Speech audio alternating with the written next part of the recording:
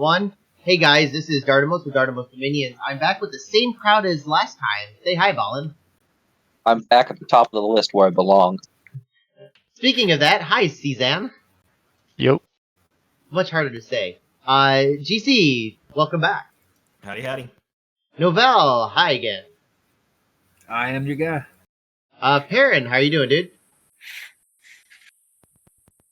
Perun? Yeah, all good, mate. Okay. And Yeah, then, all good. Mian, how are you doing? Greetings. Okay, so, we were talking after the episode, and we had seen the Yomi start of, where is Yomi? Oh, he's near Ark. Okay. And, we were seeing that he has these crystal Amazons. Did we see these guys before? Did we talk about these guys? So we found out that he's got I think we did get to them. Okay, but then we've got... Okay, so how many Astro Mages does Yomi have? Let's go into these one by one. 5. He's got 5. The Iron Throne, too. Okay, Yeah, so... the one we missed was the throne. Yeah. Okay, so we missed the throne. So, Mian, what are the paths on the Shaman? Lizard Shamans are nature astral, which many nations like that. Not just Yomi, but they are great for Yomi as well. Okay, so we've got and then we've got these Amazons, and what are the Amazons? Air astral, also great. Okay, although Yomi has some air, but still nice to have. What are these dinos these guys? We said last episode, I don't remember them offhand because they have some randoms in there, but you can get Earth and Astral. Can you give it? Yeah. Cezanne, what do these guys got? They have a 100% chance for one path, 50% chance for a second path. They can be any combination of air, earth, astral, death, and nature. So you can get astral and then like 5 different types of magic. Just a maximum of 2 paths at most. But that's enough. And then, what's that? It's worth noting that specifically the cross paths they can have with astral, they can't be astral death, but they can be astral air, astral earth, or astral nature. Correct. So you can add it. So he's got astral air, astral earth, and astral nature. If not from these guys, then maybe from one of these guys. The last one that we found was the Crystal Throne. Perun, if you had this throne as Yomi, how excited would you be? Oh, 7 to 8 out of 10. Because that's just a good mage, and Crystal Path is just fantastic anyway. Like, all the crystal items are useful. Crystal casting is useful. You can stockpile these guys because they're good researchers as well. There's no reason not to put these out as fast as you can recruit them. You can also gear these up to Mine Hunt, and people might not be expecting that from Yomi, to just hit them with the Mine Hunt. That's true.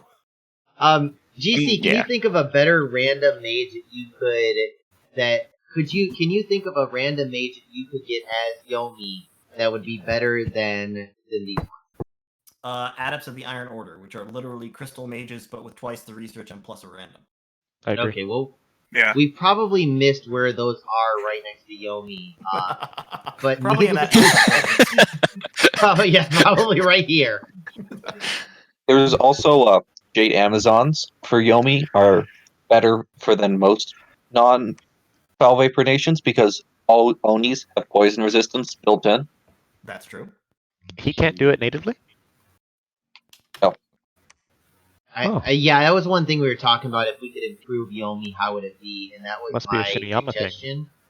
Is that they have a native spell that improves these Naminaris, and it gives them crappy paths. It's one of the paths that they got on their third, because you cast the spell twice. If that second cast gave them water, it would be entirely worth it. But it gives them more like death in nature. And it gives them fire, is what it gives them. Which, I mean, fire does... What's the one that you like, GC, that's fire death? Banefire. The spell? Yeah, Banefire. Okay. Banefire is a hilariously powerful spell. And a fire death 1 mage of both paths can Banefire with a staff and a gem. Yep. Okay, so it's not the worst thing in the world. But you also get a fire booster from that, so it's nice to have that cross path generally. I mean, actually, like, Hanya can just cast Banefire natively, because they're Fire 2, Death 3, plus, like, N1 or something. But to get there, you've spent, like, 20 Death Gems just to get that mage. They are And it's an exorbitantly expensive. evocation. You're getting an evo pack. That's kind of what You're I'm getting a 55 damage, armor piercing evo cast that has no resists. I mean, And don't get AoE me wrong. decay. I think it's a great evo, but I'm not sure if it's for it. GC, do you know what the gem cost is on that altogether? So Hanya Pact is like, I think it's 8, and then Greater Hanya Pact is, I want to say 13, something like that. So let's Hold say on. 20 death to get there. I'm looking it up. Hanya is 6 and Greater Hanya is 12 per the mod Okay, inspector. Really close. So it's 18 gems to get a Hanya, and I'm like, if you look at Hanyas, they're just not worth 18 gems plus the cost of recruiting the mage on Yomi, which already struggles with recruiting mages because they have shitty forts. Yeah, I agree. Yeah, it's pretty bad. And like the thing is that it doesn't give you any surprising tools. It doesn't give you any big tools. It doesn't give you a battlefield wipe spell. It just gives you an evocation. That is a good evocation, but it doesn't. You're not going to win a fight based on that one evo, in my opinion. Yeah, I mean, it doesn't give you anything that you can't get by recruiting a Dione. Yeah, that's the big That's thing. fair. Okay, so moving on from Yomi, Balin, you get to pick the next nation. Ooh, goody. I'll pick Helheim because I like elves on ponies. Okay, let me see if I can. Okay, North of right Yomi. more. Helheim's North a of terrible you. nation. Don't play Helheim. Yes, under the very Elf weak. box. 2 out of What do you 10, think same about as their the indies? Apalagio. What do you think of their indies, dude? Me or Balin. Zan? Balin, what do you think about the indies in the area? Oh, those are phenomenal indies. You have There's so many crystal Amazons on this map. yeah. Where are all the Jade Amazons? So he's got Bone Tribe, which are the best tribe. Crystal Amazons, which okay, it only gives him Astral, but that's fine. And nothing around him should kill a properly blessed sacred pony. The black ponies. Oh, okay. I'm sorry. I was looking at their paths in Death Tribe. One of the few nations that Death Tribe's not going to give you any. You don't want to make dwarves if you can avoid it. They're slow to recruit in cap only. Any That's- other source of any other source of earth you get is a blessing. Okay. And so you're saying that these guys can pretty much go through and wreck all of this, correct? Yeah, there's not a single thing. Minus the bone. Okay, maybe enough Bone Tribe would be a threat, but other than that, nothing's a threat. Okay, so Cezanne, we're gonna go with you, dude. What direction would you expand to first? As Helheim with a proper bless, it Yeah. doesn't really matter. Well, I mean, like, let's say you've got one party, your turn, it's turn 2, you're playing Helheim, which direction do you go? Easiest one's probably that city you got there. Oh, this one right here. Yeah, there's Okay, nothing why would special you go about here? it. Militia, archers, and heavy infantry don't scare sacred elves. Now, that being said, you still have other places you can go. You can go up here, you can go over here. What makes this one the one? So I mentioned this a little bit on last episode. Usually when they have the little drawing of the houses and all that fun stuff, that usually means it's a good farmland that's going to give you a chunk of gold. And it's EA, so nobody has any gold, and elves are expensive. So you don't need the resources at all. It's more the gold that you're after than the resources. You Me can at play the start, Helheim yeah. Sloth because Hell Herdings cost something like 12 resources. Not lucky, it's Sloth. Yeah, he's Yep. playing Sloth 3. He doesn't have order though, and that makes me sad. I mean, So if look he at can't the scales, max out his though. recruitment, if he can't max out his Hell Herding recruitment, then maybe you go to that mountain province to the right first. By the way, he has an awake pretender here. He's at the Great Sage City. Oh, Speaking of I'm not liking Helheim, that. there's Schumann. He's playing now. What's that? Well, there's only one growth scale too, right? So I'm expecting a pretty heavy bless. And Misfortune. Oh, Yeah. this is making me sad I'm already. confused. Okay, so Zan and Balin, what do you think that his bless is going to be? Oh, it better not be Fate Weaving.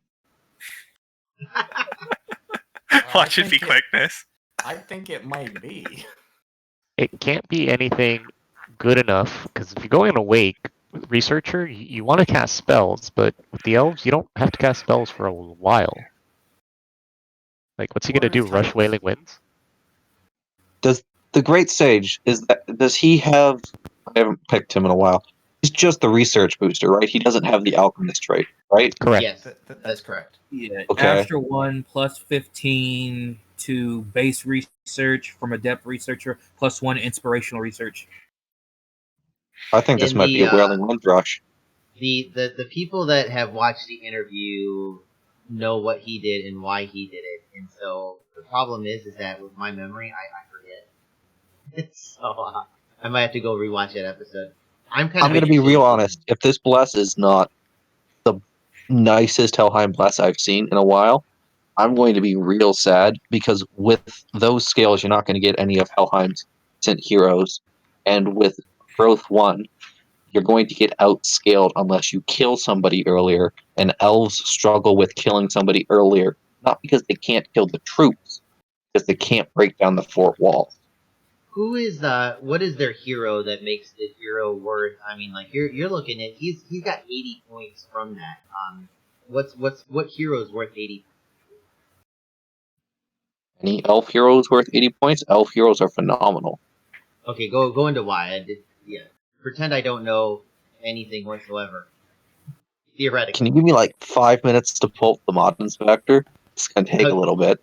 I mean, Okay, so you don't remember. They're so memorable that you don't remember. I've got it up. There is there's an Air 3 Death 4 Priest 2 hero that That's flies. nothing new. Like that doesn't seem amazing to me, is it? Or am I missing something? I mean, that's a pretty amazing Is single this a cast. Worthy That's- Heroes game? Yes, Yes, this so is a the Worthy Heroes Heroes game. Yeah, if we got the mods on, that's a different story. yeah, with Worthy Heroes, the thing that makes Elf Heroes amazing is that 2 of them are blood mages. Yep. Does he? Oof. Okay, but he's got blood natively. Blood Yeah, but I mean, 1. Not Blood 3. Yeah, Yeah. 2 of them are high-level blood mages. Well, I Okay. mean, so before anything else, though, he is fixing one of the major problems that the elf nations have, which is inefficient research. I'm gonna go with Novell because I think that's what was told to me was that he was trying to fix that hole of research, which I've never heard before. Do you want to go more into that, Novell? Well, so elves are expensive. That's the major flaw for them. Is basically they run a very high gold cost, and while that's great for the chassis, which I mean are great combatants, and all of them have the potential to thug, all of them have amazing stats. They're definitely worth the gold. But when you're looking at it from a research perspective, it is atrocious. And them being sacred is the only thing that really saves them from being like useless as researchers. Period. As far as gold equivalence goes. Normally, this is solved by the elf nations having access to air and earth so that they can quickly get to owl quills and start kind of pumping up their research and fixing their horrible ratios. But that still takes a bit of time, and it also can potentially solve another big issue that the elves have, which is they are really poor at cracking forts.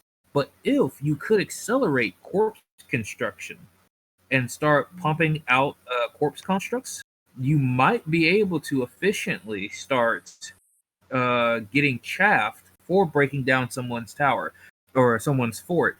And with the elves' combat potential on a rainbow, you can still get the full rainbow bless, the 3 in all paths functional, get the elves to a standard amount of killing potential, and then move forward with this research buff and corpse construction to maybe get an effective rush off, which is something that normally only can occur if you take heavier scales and start building some of their infantry as chaff. One note, Novell, small about question this. before. Real quick. Corpse constructions take air gems, and so do owl quills, and he's got a researcher. He doesn't need to spend as many air on owl quills. So what were you going to say, Ballin? So, do you remember his bless at all? Nope. I haven't seen it. So, I've recently played against a Helheim who, based on the Pretender titles, took a similar bless to this guy. We didn't look at his titles, dude. Mian, you got us covered here while he's talking. Can you look this up? Yeah, I can check them out. Let's Nice. see. Coppercast. So, I'm going to go out on a limb. I hope he didn't take Bark Skin, and I hope he took Poison Resistance. Because there was nothing that makes an elf nation sadder than a spiteful water nature nation who researched Enchantment 5 while they were waiting for their final fort to be broken. Well, did you get him? Did you get him, Ian? Yeah, Earth greater than equal to 3, fire greater than equal to 2. That's and then Oh, sorry. That seems like rainbow. Yeah, that- sounds that- rainbow. I don't see Patron of Huntsman in the. That's That's a Earth. nature. Nature. Sorry, Yeah. that's nature 3 or more. Nature 3 or more. Okay, and there's Well, I only think 2 he went titles, 3 so across the probably board. Rainbow. Yeah, so it's a low dominion, probably full rainbow, probably 3 in all paths. Research monkey god. No Who's way, gonna rainbow. Whew. How can you afford that? Okay, so GC, you got to choose between Vanheim and who was the last guy you said? Marverni. Marverni. Yo, right? Brandon. Okay, so Let's look at- Marverni or Marverni. Vanheim? Who do you want, GC? Let's look at Marverni. Okay. So, of note, this is probably one of the best players we have here on his best nation. What do you think about this? Is this going to help? Is this going to make him stronger, or is this going to kind of hold him back? What's the income on that giant farm province to the south?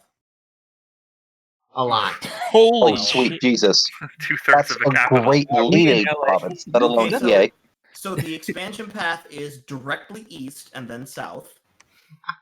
Look at the guys that are in it. I mean- There's not even elephants. Exactly. It's just heavy infantry and slingers. So you roll over that turn 5, because turn 4. I'm sorry. Is that a free long dead horseman province? Yeah, the Skull Temple. One of my Oh, favorite but you have sites. to, you have to Aren't be long careful dead because- archers Banefire archers? Yes. Yes. No, No. I'm sorry. Wait. Or are they Long not? dead archer, I think. Just No, means Long Dead the, Archers are not Banefire Archers, trust me, I know. Yeah, long dead archers are the unit that in most games only appears as Ermorian fort defense, I think. Are you Okay. sure? Because it says But- right here, Long Dead Archer. They're- There They're are 2 units with the same name but They're- different tags. Yeah. Okay. There are 2 of them. One has a short bow, one has a Banefire bow. Okay. But yes, that is but Okay. it's a death mage requirement, and Marverni No. doesn't have death mages. Novell, According is this to worth it? the Is That's this- sorry. So this one is a great site, and when you take it with a death mage, you will get 1d3 long dead archers and 1d3 minus 1 long dead horseman. Oh my. So Okay, yeah, Perun, what were you saying, dude? Oh, okay, I must have been. I thought. I was trying to get it in. Unless the Monarch Vector is wrong, according to the Monarch Vector, the one you get Wasn't from me. the Skull Temple is the Banefire bow. Oh, is it? Oh Jesus. So yeah, so what you do is you take this site, you summon a revenant for 9 death gems, and you park him on that site forever. That's actually legit. You spend 9 death gems to get pretty much like a 2, because each of these is worth like Novell. How many death gems are these? Long dead horsemen and long dead archers really are about a death gem apiece. Looking at the spells that summon them. They're about a half a death gem apiece. It's 10 death gems for 20 scaling long dead horsemen, 5 for 10 long dead archers. So it's effectively, if you get 1 of each every turn, you're getting a death gem's worth every turn. Yeah, But that's long what- dead archers require hard paths from Marverni to get to summon. Yep. And long dead horsemen are expensive. Yeah, but anyway, even so, he can't see that site, and I wouldn't expect him to go in that direction at first. I would expect him to go south and take that giant, independent. Oh yeah, I capital agree. province. This So is he takes- more in the future. So he takes that. Immediately, that gives him more income than anybody else except maybe Helheim, who is probably already double expanding after 2 turns in. Beyond that, the capital ring isn't fantastic. He's got a mountain, he's got a wasteland, it looks like, he's got a swamp. Now, all of those may have a lot of sites, which could be very useful. But basically, that's the money right there, that Raphabolia.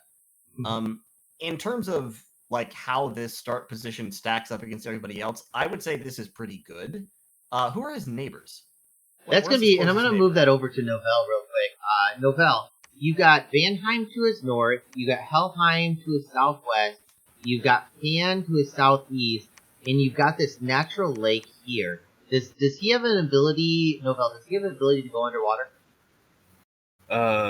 Not to my knowledge, unless there's something sneaky going on with his pretender. I don't think he has water access. He might be able to get it through Mercs, but it's been a while since I've played Marverni, but I think he does have water. You think he does have a water wand mage? He can random it. He might have a random. Yeah, because I can't think of anything that starts or is recruited at water. So it may be a random on one of his mages. Nah, Marverni doesn't start with any water mages. That doesn't seem like it's enough to go underwater either way, correct? They get water Like, one that's on the the question. Gootuators or whatever. So more than likely he's not going underwater easily, correct? Well, it's so here's a scenario which is fairly likely to happen at one point. He starts collecting first or second most gold in the game after taking that large town, and then gets the shipwreckers or some other form of aquatic merc and can start going.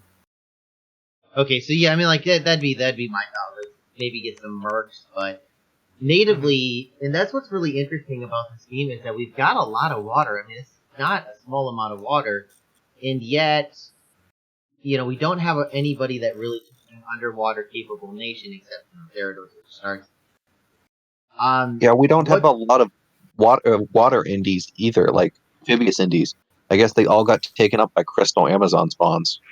Yeah, you don't see too many of the surface recruitment sites like the Shambler sites and whatnot.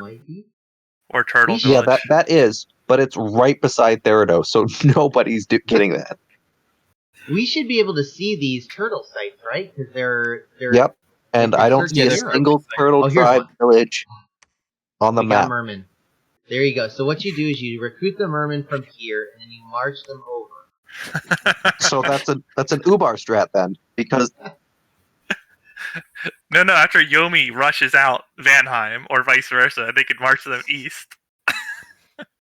Okay, there you go. Remind me to go over thrones before the end of this episode, because I just realized that this throne is right here, and I want to talk about it, but I can't. Okay. So Novell, are there any indies nearby that will give him additional path?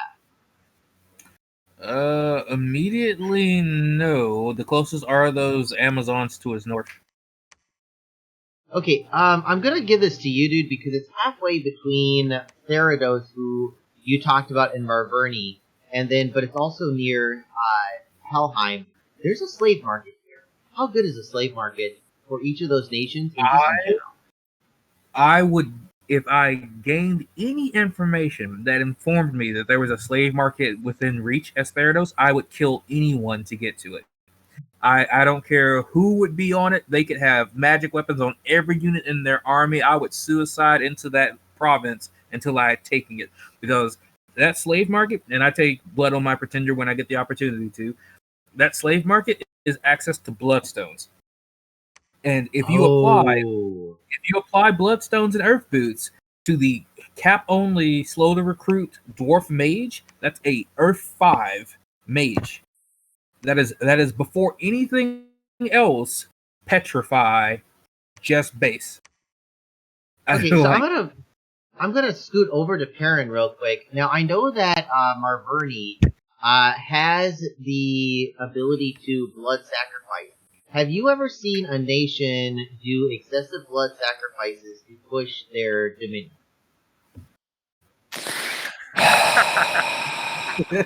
That's a low blow, man. Deliberate attempt to troll. Yes, I have in fact.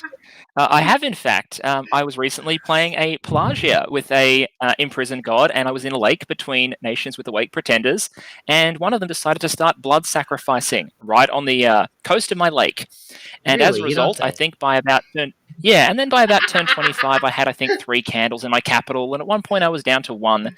And it's a good reminder for people, if you take a heavy scales greed build, make sure you actually have the ability to push your candles and that your neighbors aren't going to start like boomboxing their preaching into your lake and ruin it all. So let's now apply that to this game. What do you think? Let's say theoretically that they get this slave market. Do you think that that's a turning point for Marverni being able to actually push back Therados' dominion here? Do you think he'll do that? I don't think it's really a turning point. I also think that's one of the least likely directions for Marverni's expansion, looking at the geography here. I think going east and then south is probably likely. The good thing for Marverni's position is that it's unlikely that Pangea will come up this way straight away because there's no forest to be had. So you've probably got a little bit of a relaxed expansion path to the southeast. And then you've got the elephants and the throne that sort of cut that line in the center as well. So I just think Marverni is going to be funneled away from the slave market because obviously they don't know it's there, which means it's probably going to go to Therados, and it's much more of a game changer for Therados than it is for Marverni.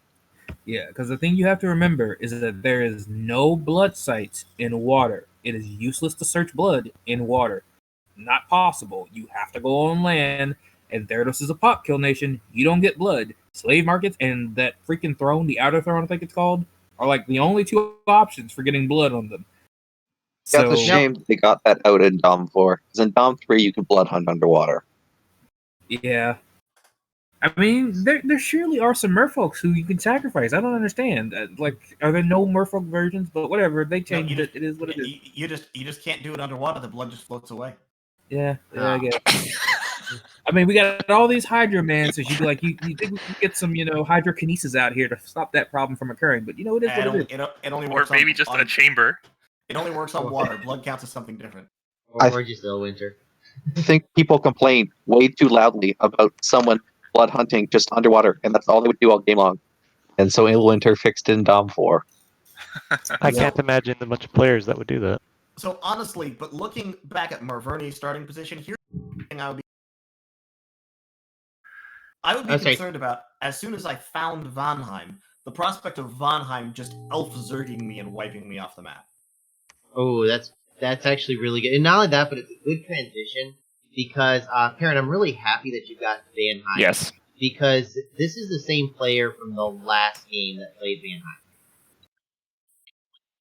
And you remember what happened, cool. correct? Early aggression, which was successful, followed by being coalition grinded down in the Water Andor Wars. There you go. So what I'm going to do, Perun, I'm actually going to flip this on so that I can talk more strategic with you. And I'm going to go into Mian. Mian, what do you think about his expansion possibility? Well, we've got more indies that are quite nice in the surrounding environment. Oh, man. Yeah. This is going to be beautiful. Okay, so let's go into what are the indies that are. Now, to be fair, these things are all over the freaking place. It's less of an advantage than it would normally be, just on merits of everybody's going to have this, more or less. I mean, that's not really true, but quite a few people are going to have access to extra astral and extra good indies beyond what they would normally have. The income there isn't the best offhand, although, there's 1,000 there. Okay, that wasn't as obvious to me until you clicked on it. So that's where I'd want to go if I could. So the expansion, is he going to have an easy expansion or is it going to take long? I don't see anything, unless he does something weird with his setup, I don't see anything that would be too challenging to expand into here. He's got the monkey throne here. How hard is the monkey throne? Because, I mean, like, normally monkeys are, a joke. Are they bad? Is this going to be hard, or could you just go in there with, like, an expansion party and take 120? I would at least ping it, because you don't know what kind of mages you have in there. But monkeys are kind of a joke by themselves. Is it showing something leading them if you mouse over? A sorceress. Yeah, a sorceress. So 1 to 3 mages. Yeah. And it really matters what paths are on those mages. And with the improved spellcasting mod, which I'm not too familiar with, but my understanding is that could make it even worse potentially. So no, I would not face roll an expansion party into there without checking it for sure. Yeah, Helheim's highest potential. Oh, sorry. Helheim's highest potential to fail expanding is actually into that cave, that cave with the colony with the lava lake in it. Okay, I'm sorry. We're talking Vanheim, right? Oh, That's what you meant. sorry. Vanheim. Okay, so this one. Okay. It's colony. Yeah, I would agree. I think that's the most dangerous province, and it's also the least valuable to rush offhand. I mean, it's got a site. You don't know that the lava lake's there, or sorry, the player wouldn't know that the lava lake's there. Yeah. Okay, Perun, which direction would you expand into? Because they're saying which one you would have, but which one would you expand? I'm liking northwest actually. Agreed. I'm liking northwest. The Lion Tribe aren't going to scratch me. It means that as part of that expansion, I'm going to eventually pick up the Lizards.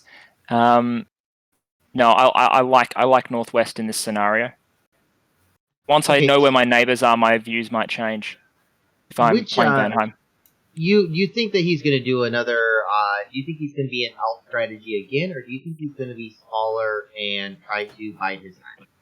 So I I just think want to that yeah. bring something up quickly before we do this. He got attacked last game by Hinnom. By Ashdod. He didn't attack first. It was the other way around. Yes, but this has been a pattern. Like every single game I've ever seen him in, he gets really big, and then he gets coalitioned, and then he loses. And like it's tragic because he's a great player. Well, it's the strength of elves. Elves are very good at taking lots of land in war. So Perrin, with the, do you think that he's going to try to expand as fast as he can and get the biggest orders? I think you have to. I think elves have such a reputation that being small is just going to get you killed as the elf who also happens to be vulnerable because they're small.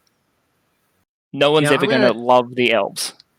The nice thing is that whenever I'm reminded of these things, like I do get some of my memory back. And one of the things that Helheim's player said, was that he wanted to stay a little bit smaller than normal, not try to get into an early war, and try to like kind of vulture more than attack.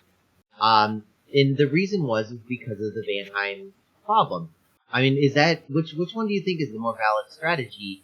Attack and look big, or just vulture and slowly get bigger? So there's a big difference between Helheim and Vanheim. Like, a really big difference. And because both of them are in the game, I would say that the Helheim's player strategy is actually correct. Perrin, what's your thoughts on this, dude? Which one would you suggest, or would you say? I would not suggest that Vanheim attempt Helheim strategy. I still think Vanheim is better served doing what it does best, which is expanding really well, and then trying to win a first war in a way that doesn't get it immediately coalitioned. The geography here is actually quite good for that, if they can pull it off correctly. I'm also interested to know whether Vanheim's... Well, one question I have is, does Vanheim have magic weapons? Yes, they do. Okay, well then you can basically rule out Yomi wanting to either join a coalition against you, and you can kill them basically at your leisure. Dione are going to be chopped down effectively by what you've got. Their troops will be less effective at killing you. You'll kill their spirit forms. They're not going to want to fight you until they've got a critical mass of Oni. So rule out the eastern flank as someone who's going to want to fight you straight away. So that leaves you with what? Machaka, Ubar, and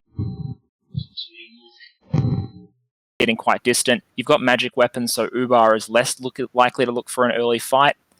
You're down to the point now where there's like not enough potential coalition partners that are right near you that are going to have common cause that you're under as much threat. So I think you expand. I think you expand as aggressively as you can, pick up these indies, and try and macro up.